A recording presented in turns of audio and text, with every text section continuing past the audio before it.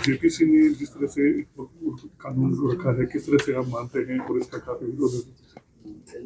देखिए, विरोध सिर्फ वो लोग कर रहे हैं जिनको अपने आप को, ऐसे लोग जिन्होंने मजहब की संपत्ति को, संप्रदाय की संपत्ति को, समाज की संपत्ति को, सामूहिक संपत्ति को हड़प करके अपने व्यक्तिगत स्वार्थों के लिए उपयोग किया है। इसके अतिरिक्त तो कोई उसका विरोध नहीं कर रहा है। विरोध करके वो समाज में जो सामाजिक ताना बाना है उसको डिस्टर्ब करने की कोशिश करने वाले लोग उसका विरोध कर रहे हैं।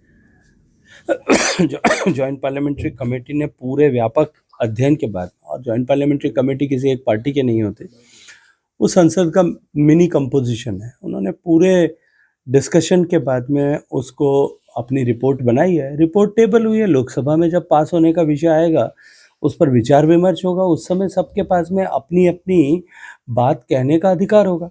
अब लोकतांत्रिक व्यवस्था में हम किसी भी विषय को डिस्कशन के लिए भी नहीं चाहते, ऐसा कैसे संभव हो सकता है? ये सब जो है महाकुंभ को लेकर के आने वाले दिनों में 4 नए रिकॉर्ड भी बनने वाले हैं इतनी संख्या में, जिस तरह से क्या प्रत्येक दिन नया रिकॉर्ड बन रहा है, प्रत्येक दिन। और महाकुंभ में जिस तरह से अब तक लोगों की आवक हुई है, 50 करोड़ लोग से ज़्यादा लोग अब तक महाकुंभ में आकर के संगम पर डुबकी लगा चुके हैं। ये अपने आप में एक विश्व का कीर्तिमान है। और मैं पूरी जिम्मेदारी के साथ में ये कहता हूँ कि जिस बेहतर तरीके से कुंभ का आयोजन किया गया है, पूरी दुनिया के प्रबंधन के क्षेत्र में काम करने वाले लोग, मनुष्यों के एकत्रीकरण जहाँ कहीं भी दुनिया में होता है उसका प्रबंधन करने वाले लोग, आने वाले समय में इस महाकुंभ की व्यवस्थाओं को एक केस स्टडी मान करके इसकी पढ़ाई करेंगे, अध्ययन करेंगे। किरोड़ीलाल मीणा को लेकर के जिस तरह से फोन टैपिंग का मामला है, अशोक गहलोत लगातार आरोप लगा रहे हैं, आप इससे काफी, मुझे लगता है कि गहलोत साहब को तो फोन टैपिंग के बारे में चर्चा करने का मॉरल अधिकार भी नहीं है। उनके ज़माने में जिस तरह से फ़ोन टैपिंग हुई, और वो ये केवल मैं कहता या आरोप प्रत्यारोप होते वहाँ तक ठीक नहीं था। उनके ही व्यक्तिगत ओएसडी रहे श्री लोकेश शर्मा जी ने दिल्ली के न्यायालय में शपथ पूर्वक बयान रजिस्टर करके कहा है कि ये सारे जो है फ़ोन टैपिंग हुई थी, और फ़ोन टैपिंग के बाद में मुझे चीफ मिनिस्टर ने खुद उस फ़ोन टैपिंग को इलिजिटिमेट तरीके से हासिल करके और मुझे उसको लीक करने के लिए कहा था। जिन लोगों ने इस तरह के पाप किए हैं वो अब दूसरों की तरफ जो है दृष्टि उठाकर ये देखें, मुझे लगता है उनको कोई अधिकार नहीं है। महाकुंभ में जिस तरह से खड़गे जी ने कहा था कि गड़ी गुडी भी लगेंगी, कांग्रेस ने भी वहाँ डुबकी लगाई है। देखिए, ये कांग्रेस का चरित्र है, किसी भी विषय पर इस तरह की प्रतिक्रियाएं करना और बाद में उससे भाग जाना। मैंने तो कल भी कहा था कि मैं आपको स्मरण कराता हूँ, कोविड के समय में जब वैक्सीन बनी थी तब यही कांग्रेसी थे जो सारे इनके नेता सहित सब ये कह रहे थे कि ये वैक्सीन जो है ये भारतीय जनता पार्टी की वैक्सीन है, ये अनटेस्टेड वैक्सीन है, ये अनट्रस्टेड वैक्सीन है, इस वैक्सीन का कोई जो है क्लिनिकल ट्रायल नहीं हुआ है।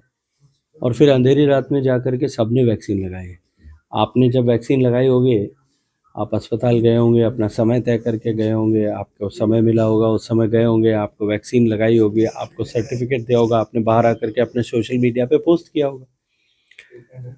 आप कोई भी कांग्रेस के जो है नेता का किसी भी सोशल मीडिया हैंडल पे वैक्सीन लगाते हुए का फोटो ढूंढने की कोशिश करिए, नहीं मिलेगी।